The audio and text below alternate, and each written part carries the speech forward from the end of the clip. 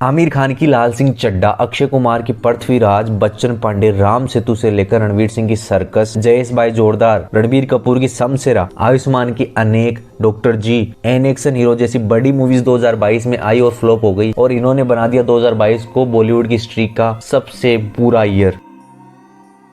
यहाँ तक कि जो बढ़िया मूवीज थी, अच्छी मूवीज थी, अक्षय कुमार की रक्षाबंधन और आयुष्मान की डॉक्टर जी और एक्शन हीरो, वो भी लपेट दी गई। बॉलीवुड के बॉयकॉट के नारे हर जगह लग रहे, बॉलीवुड को बैन करो, साउथ की मूवीज को ऊपर लाओ, साउथ की मूवीज हिट हो रही चारों तरफ। और ऐसा भी नहीं है कि 2022 में मूवीज चली नहीं थी। ब्रह्मास्त्र उस साल की हाईएस्ट ग्रोसिंग मूवी थी जिसने ऑलमोस्ट 400 करोड़ के लगभग कमाए थे। उसके अलावा जो मूवीज चली थी वो सिक्वल थी या रीमेक थी। दृश्यम 2, भूल-भुलैया 2 जिन्होंने 150 करोड़ का आंकड़ा पार किया था। सारी इंडस्ट्री कंफ्यूजन में, अब करे तो करे क्या कि भैया जनता का टेस्ट चेंज हो गया लॉकडाउन के अंदर और बॉलीवुड वो क्रैक ना कर पा रही। एक बात और ध्यान में रखनी पड़ेगी कि 2022 में जो मूवीज आई ना वो लॉकडाउन के टाइम लिखी गई थी या उससे पहले लिखी गई थी। तो 2022 का हाल देखते हुए लोगों को लगा कि अब तो साउथ इंडस्ट्री राज करेगी नॉर्थ में भी, पर अभी 2023 का आना बाकी था। तो 4 साल बाद एसआर के आ रहे थे पठान के साथ। पठान आई और ऐसी आई कि बॉलीवुड के सारे पुराने रिकॉर्ड तोड़ दिए और नए रिकॉर्ड लिखे। और ऐसा भी नहीं है कि पठान के आते ही बॉलीवुड फिर से मतलब जिंदा हो गया, ओहो ओहो ओहो। और पठान के आने से पहले उसके बॉयकॉट के भी नारे लगे, बुरी तरीके से विवाद हुआ, पर मूवी आई और बॉक्स ऑफिस पे छा गई। और पठान के बाद भी काफी सारी बड़ी मूवीज फ्लॉप हुई, जिनमें आती है अपने सलमान खान की रोजगार योजना, किसी का भाई किसी की जान, कार्तिक आर्यन की शहजादा, और एक ऐसी मूवी जो वाकई फ्लॉप होना चाहिए थी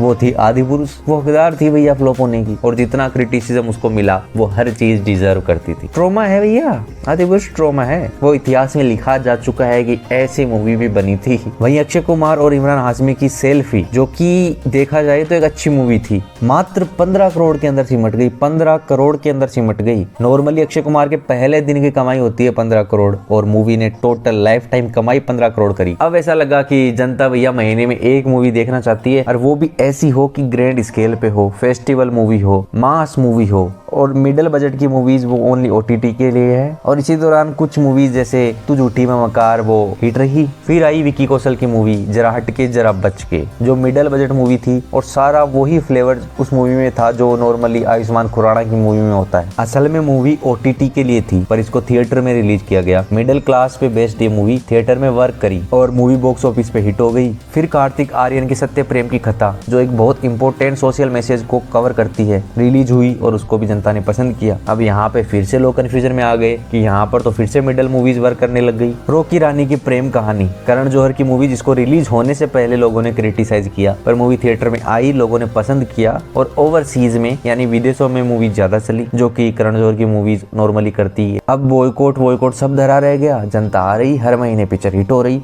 फिर 11 अगस्त को OMG 2 और गदर 2 दोनों रिलीज हो गई। OMG 2 को रिलीज होने के लिए इतने पापड़ बेलने पड़े पर फाइनली मूवी थिएटर में आ गई। गदर 2 जो नॉस्टैल्जिया से भरी हुई थी, पर लोगों को लगा नहीं था कि नॉस्टैल्जिया का पावर इतना ज्यादा होगा कि मूवी 500 करोड़ का आंकड़ा पार कर देगी। तो जनता दोनों मूवीज देखने गई। पहले गदर 2 को देखा, फिर OMG 2 को देखा। नॉस्टैल्जिया और क्वालिटी ऑफ कंटेंट दोनों ने काम किया थिएटर में। अगर जवान रिलीज ना होती ना तो गदर 2 हिंदी के अंदर, हिंदी लैंग्वेज के अंदर इंडिया की डोमेस्टिकली हाईएस्ट ग्रोसिंग पिक्चर बन जाती, क्योंकि मूवी ने 514 करोड़ के लगभग कमा लिए और पठान के 543 करोड़ थे। जवान के रिलीज होने से गदर 2 पे थोड़ा दबाव पड़ा, तो अब मूवी का उतना ज्यादा कलेक्शन नहीं आ रहा। गदर 2 के सामने OMG 2 का वर्क करना वाकई ये था कि एक अच्छी मूवी जिसकी अच्छी राइटिंग है, जो अच्छा चीज लेके आई है, वो वर्क करेगी। फिर जवान आ गई। जवान ने फिर से सारे रिकॉर्ड तोड़े और फिर से नए रिकॉर्ड लिखे। 6 दिन के अंदर 300 करोड़ कमा लिए। अब भैया बॉलीवुड के कमबैक के नारे लग रहे हैं कि बॉलीवुड फिर से आ गया।